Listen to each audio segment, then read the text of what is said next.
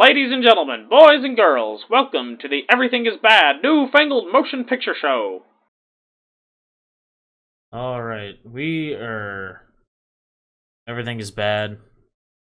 We are going to be reviewing a movie that should have been made a decade ago. And our review should have been released a week ago. Yeah, stuff happens. We had a lot going on during the week. Yep. I am Niall. And I'm Nolan. And we're reviewing Incredibles 2, which is not The Incredibles 2, just Incredibles 2, apparently. Yeah. The first one was The Incredibles. So, yeah, this movie was released 14 years after the first one. And in the meantime, we've gotten some less than stellar movies from Pixar. I think the only one we can really call bad though is A Good Dinosaur. Yeah, but there were ones that were like, all right. The fan just like suddenly started going faster. Yeah, that was weird. Wonder if someone downstairs has the same fan. And they turn it up. They're like, hey, who turned my fan down? Because we turned their fan down. Oh well. But anyway. So if you hear a whooshing noise, yeah, that's the fan. Yeah, going approximately 1,000 revolutions. It was on low, and now it's going per minute fast. Anyway, so I mean, there's been some stuff that's just like okay. And like every time one of those released, you know, you're just sitting there like, could have been Incredibles 2, and it wasn't. Yeah, I mean, they released in 2 Cars movies between these releases. And only one of them is worth watching. Yeah, Cars... I used to be a defender of Cars 2, and I don't think it's as bad as a lot of people give it, but it's not as good as I remembered it being. And then Cars 3 was a lot better. Yeah.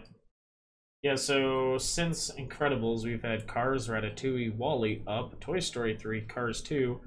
Brave, Monsters University, Inside Out, The Good Dinosaur, Finding Dory, Cars 3, Coco. So Cars... Yeah, so Coco, WALL-E, Brave, Up, and like Cars 3 are like everything else is sort of like yeah. Well, like, Inside Out, actually, I liked Inside Out. Inside Out was good, but Finding Dory was not good. That was a sequel I was not asking for. No one was asking for. The Good Dinosaur was not. It's just weird. Inside Out was really good. Monsters University, again, a sequel no one was asking for. Brave was really good. I really liked Brave. Cars 2 is... It's not as bad as people say it is, but it's not a good movie. And I was not a fan of Ratatouille. No, I didn't really like Ratatouille either. So, like, every time one of those was released, you're just sitting there like, could have been Incredibles 2. Yep. Not. So anyway, let's get on with Incredibles. Well, should we start with the review of the short? Bao, like bao bun. Yep. So maybe I don't like it that much because I'm a little confused by the premise, but it shows this old Chinese woman make this bao bun and it comes to life and she raises it like her son. So that's like, I think, just metaphorical of her real life relationship with her son, because at the end the bao bun leaves, or she eats the bao bun because he wants to leave, and then like her husband brings an actual human home. And so I think I think that was like supposed to be just like a metaphor of like her actual life raising her son. Yeah, it was kind of weird. And then it was kind of weird, and it wasn't real clear in what they were doing with it. She apparently didn't like that he was dating a white woman. Yeah, so it wasn't necessarily bad. I mean, these shorts are typically tech demos, like to like test the animation engine and like updates to it for the movie. Mm-hmm. And I mean, the animation was nice. Oh yeah, it was beautiful to look at. It's just, I don't know, I think they've definitely had better ones in the past. Mhm. So anyway, I think that's all we really talk about. Yeah, it's all Woman raises a sentient bow bun, then eats him. So Incredibles 2 was, I thought, pretty good. Yeah, it was an excellent movie. It was an excellent sequel to an excellent movie. The way I'd heard people talking about before I saw it, I was expecting to be a lot more what's the word I'm looking for? Like a lot more similar to the first one. Derivative? Yeah, derivative of the first movie. But while there were like elements in there that were like the first movie, it really wasn't. It was its own story. Yeah, and it's told well. It's a fun movie the whole way through. Without getting too much into spoiler. Oh yeah, we forgot to mention at the beginning. We're doing a normal thing where we do a spoiler-free review, and they will give you a spoiler warning, and then after that, we'll go more in depth into it. So without getting into spoiler territory, I mean it's fun the whole way through.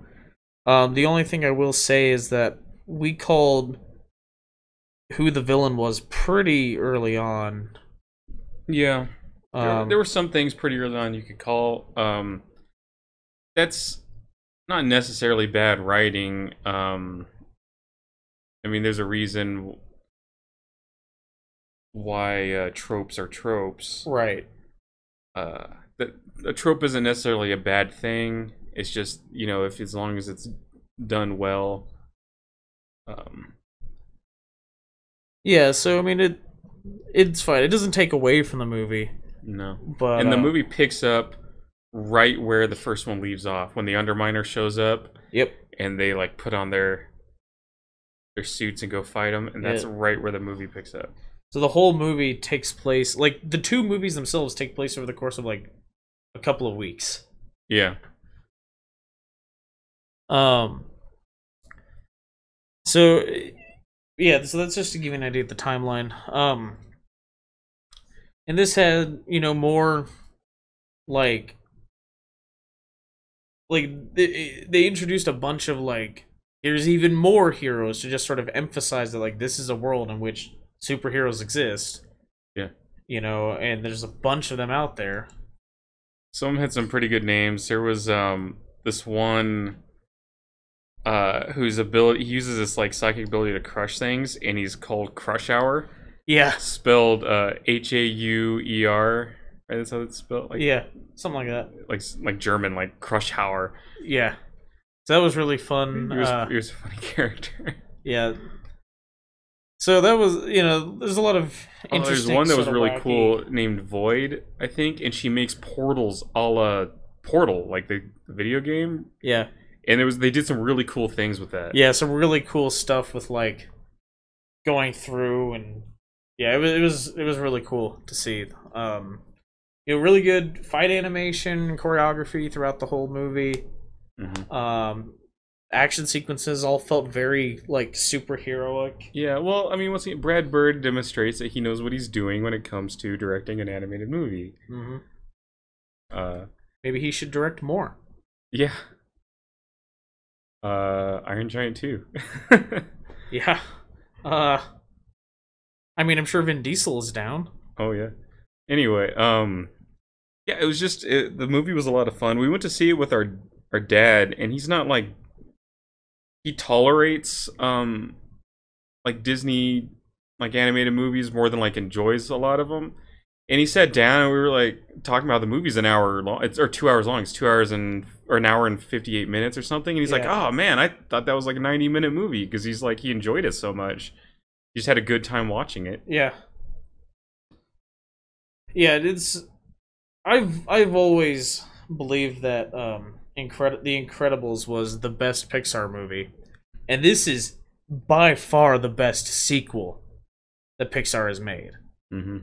Far and away the best sequel. None of the other sequels come close to this. I thought it was kind of interesting because it was released on Father's Day weekend, and a big part of the story is Mr. Incredible being a better father. Right.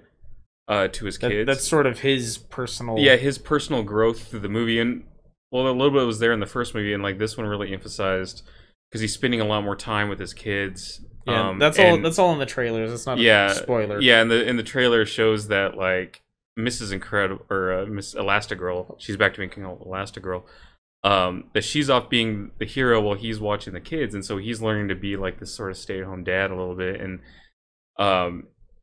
yeah, and there's this like these montages of him like trying to be connecting with his kids and trying to be a better father. And I thought, you know, them releasing it on Father's Day weekend was kind of appropriate for that. Yeah, definitely. And the whole movie's just chock full of mid-century modern design elements. You know, it's all but like futurist 50s futurist, or like 50s and 60s futurist design. Yeah, a lot of like 60s chic design. Like if it looks like a Shag Bacardi ad come to life. It really does. What a lot of it is, like a lot of the designs of the furniture and cars and stuff. Yeah, it really does. So I mean, it's a gorgeous movie, like pretty much everything from Pixar.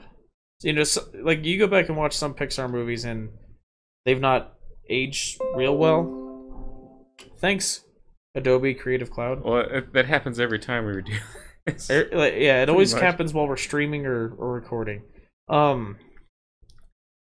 But the first Incredibles movie, like you look at it, it still holds up really well. And then this movie, it like you can look at the two side by side, and like they look good next to each other. Like you look at Toy Story next to Toy Story 3, and holy crap. Yeah, like you remember Toy Story looking better than it does. Yeah, or I mean, you look at stills of Toy Story next to the Toy Story world from Kingdom Hearts, which is being rendered like live, you know, in game, and it's just like huge stark difference in animation quality. I think part of it though is the design of things in Incredibles lends themselves kind of well to that aesthetic, the aesthetic of it. Yeah, I know what you mean. But... So yeah, I mean there's improvement in the animation, but I think a lot of the improvement is more like special effect level things and like water effects and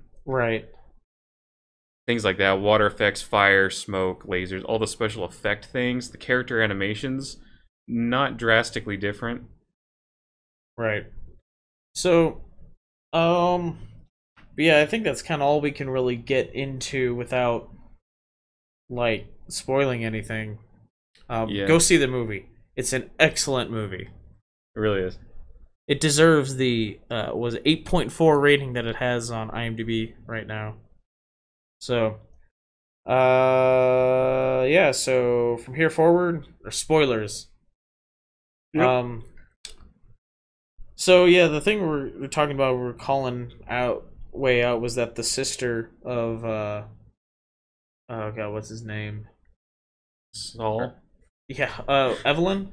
Yeah, Evelyn was the villain. Like, right. So the plot is this industrialist, or was it? Oh, he owns a media company. You know, he owns a digital communications company. Well, okay, electronic communications company. Still, yeah. And he owns this communications company. He inherited from his father. He and his sister both run it together. And he sees the Incredibles fighting the Underminers. He's voiced by Bob Odenkirk, by the way, who you might know better as Saul Goodman from Breaking Bad and Better Call Saul. So anyway, he sees the Incredibles fighting the Underminer, and he's like, oh, they're back! They're back! And he loves superheroes. He thinks it was a crime that superheroes were made illegal, right? He hates that. And so he wants to use his power and influence and money to bring superheroes back. So he has this plan where he gets Mr. Incredible and Elastigirl and Frozone together and to discuss like his plan, and he wants to send Elastigirl out there fighting crime, and to show, like, to get, you know, public opinion up about superheroes. Like they see her doing stuff. He thinks she's the best because basically her powers are non-destructive, where the other two Yeah, are pretty destructive. Frozone and Mr. Incredible. Well, Yeah. I mean, at least with like Frozone stuff, like the ice will melt. Right, but Mr. Incredible leaves a lot of damage behind. Yeah, And Frozone does also. So it's like she'll go out and she'll bring a public opinion, and then he's gonna put the meantime he's working on politicians, you know, lobbying them and to get this all done. It's all this. Just bump the mic. And this is all this plan. Anyway, so there's a villain who's got a pretty good name and look. yeah. Named the Screenslaver. The Screenslaver, and the villain sends like hypnotic signals through television, and so anyone watching television gets hypnotized and does their bidding. And we were calling it early. We're like, oh, these two are the villain, like the guy and his sister are the villain. Then we're like, whoa, no, it's just the sister. Yeah. Because her role in the company is she's a genius engineer, and so she invents like all the technology that the company uses. He's great at marketing, and she's the brains behind all their products. Right. And we're like, well, obviously, I mean, it's pretty obvious when you look at how the villain hypnotizes people. Yeah, and they're a communications company. Right. And then So like there was just this conversation between Elastigirl and Evelyn that just like we're sitting there and just like it's just her. Like Yeah. I called it. yeah, Maybe halfway through the they're having movie. this conversation about like women who work behind the scenes behind men, and you know they have all this. They don't have like the power of the spotlight that they should. And remember, this takes place in the 60s. Sort of 60s, quasi 60s time. I mean, it is the 60s, but you know, right? Technology. different. It's like technology is a little beyond the scope. Anyway, and like just the way she talked about her relationship with her brother, you could kind of Yeah, you were just like sitting there like it's just her. yeah, it's just her. She's the villain. He's not really probably not part of it, Right. which turned out to be the case. He wasn't part of the thing. He was legitimately trying to bring. Because I was thinking like, well, what if they created this villain so that there's a need for heroes? Yeah. You know, because it was convenient that like at the same time he's trying to bring heroes back, a supervillain appears. Right.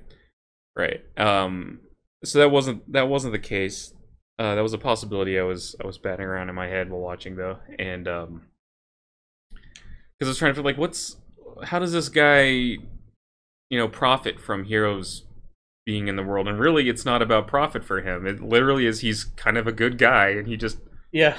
wants superheroes out there in the world saving people. Yeah, it's part of the reason why we couldn't just immediately accept this guy's intentions at face value. For me, anyways, I'm sitting there going like, well, I just hear Saul Goodman coming out of him, who's a slime ball and like a real weaselly kind of character, you know. Well, for me, it was that you never see like CEOs of companies like as good guys in movies. That's true. There's also it that. just doesn't happen unless you're talking about Bruce Wayne Yeah. or Tony Stark.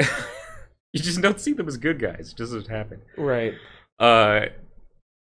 So Yeah, they pretty much have to also be the hero themselves right. for that to happen. And but no, this guy, he's a good guy. He's legitimately trying to help people. So, yeah, it's despite the fact that you can call that like there's still a lot of plot there that's interesting to take in as it's happening. You know? Right. So it doesn't really take away from the movie the fact that you're able to call this so far in advance.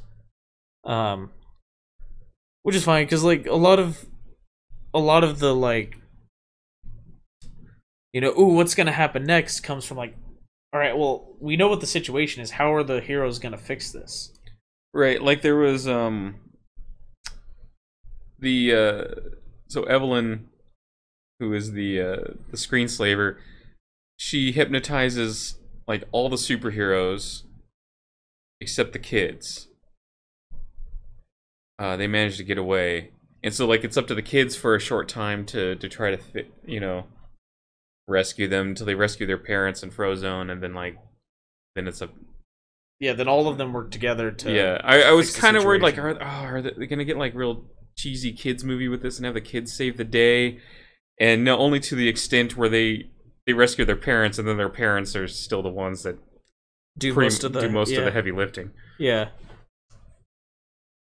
But it was kind of cool. They're on this ship where they're having a summit of like world leaders to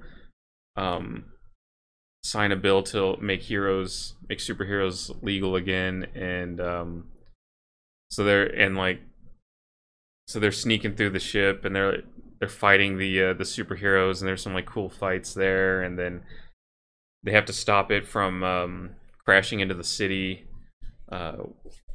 when like the controls get destroyed. Yep. And So again, it's I all- said, it's all very action-packed and heroic. my favorite hero, new hero, just based on power set, is Void. Yeah, they Because do it just some. really cool stuff with her portals. Like she'll like throw up portals, and Elastigirl will throw like a punch through one, so it'll come out the other and hit the bad guy in the back or whatever. Yeah. And they're like throwing people through portals and all this stuff. It's really cool stuff. And then my favorite name though is Crush Hour. Crush Hour. Yeah, that was pretty great. So yeah, I mean, if you enjoyed the first Incredibles movie, you'll enjoy this. Yeah. I remember back when the Incredibles was the best superhero movie out. Because that's how long ago it was made. Yeah, absolutely. Because Iron Man came out in like 2008 or something like that. Yeah. This movie came out in 2000, or the first Incredibles came out in 2004. So, yeah, for a while it was absolutely the best superhero movie ever made. So that being said, it's got enough. It's similar enough to the first one that you have no issue whatsoever accepting this is the same world and the same story, the same characters and everything. But it's different enough that it doesn't feel like it's just a rehash of the same movie. Mm-hmm. So, yeah, go see this movie. Cannot recommend it enough. So that being said, I think it's kind of all I have to say about the movie. Yeah. Let's see what's coming up. So we still haven't seen Tag. We were kind of planning on seeing that today, but The day got away from us. Yeah, stuff just moved, so we're still in the middle of all that. Yeah. And I'm not, after the reviews I've heard of Jurassic World, I'm not sure I want to see it anymore.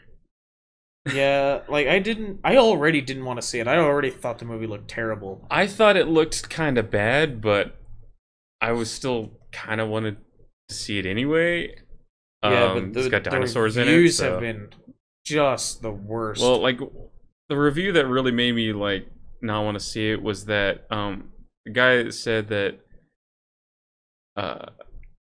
where the first one was trying to, like, be like the original Jurassic Park, this one is trying to be like The Lost World, which is already which is a better movie than this, but The Lost World was an inferior movie to the first Jurassic Park. Yeah.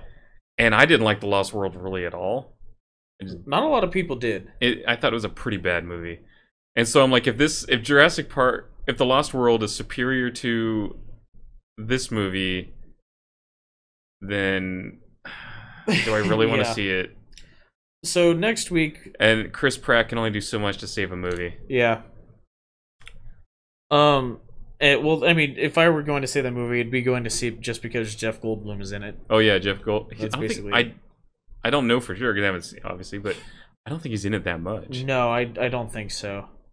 So coming up though, we've got Sicario 2 next weekend. If we can manage to see Sicario 1 this week, if we find the time, we might. It's one of those movies I'd always wanted to see and just never. Yeah, did. Because the Sicario 2 looks really good, in my opinion. I think it looks like a really good movie. I mean, it's got sort of decent Metascore right now on IMDb, but it might pick up though once it releases. Yeah, it probably will. I generally find that on IMDb, the critic reviews, because it's all going to be critic reviews right now since it hasn't been fully released. It hasn't premiered yet. The critic reviews tend to be harsher for movies on IMDb than the user reviews, and especially on something that's an action movie like that. And then coming up in July, we've got Ant-Man and the Wasp, which, frankly, I'm not super excited about. I wasn't a huge fan of the original Ant-Man movie. Thought it was one of the weaker MCU movies. But I'm still gonna go see it because it's MCU. No, you're more excited about it than I am. Yeah, well, I liked Ant-Man. I mean, I didn't dislike Ant-Man, but I just wasn't a real big fan of it. And then later in the month, we've got Equalizer 2, which we're super excited about. We really like the first Equalizer movie, the first Denzel Washington Equalizer. Another Mamma Mia movie? Yeah, you didn't know about that? Oh, jeez. It looks terrible. They've all looked terrible. And then after that, we've got Mission Impossible Fallout, which we're probably gonna go see, just to see what sort of things Tom Cruise will put himself through to make the insurance companies pull their hair out this time. And then after that, we've got Teen Titans Go to the Movies, which we're super, super down to see that. Yep. That's a criminally underrated show. Yeah, if people would just get over the fact that it's not the same show as the original Teen Titans, and just accept that and give the show a chance, I think a lot of people would appreciate it. It's a really funny show. It's very meta, fourth wall breaking sort of jokes. So it's sort of like a clean Deadpool. Yeah. In a lot of ways. So we've got that coming up as far as our movies going into the summer movie season. So yeah. Yeah, so if you liked our movie reviews, go check us out. Our other movie reviews.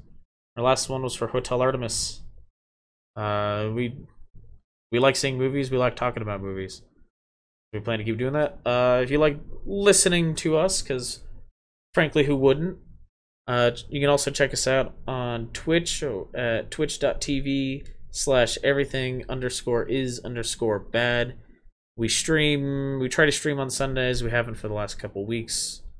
For the same reason why our Incredibles review was a week late. So hopefully we'll be able to get that back on schedule going forward. We'll see what next weekend holds.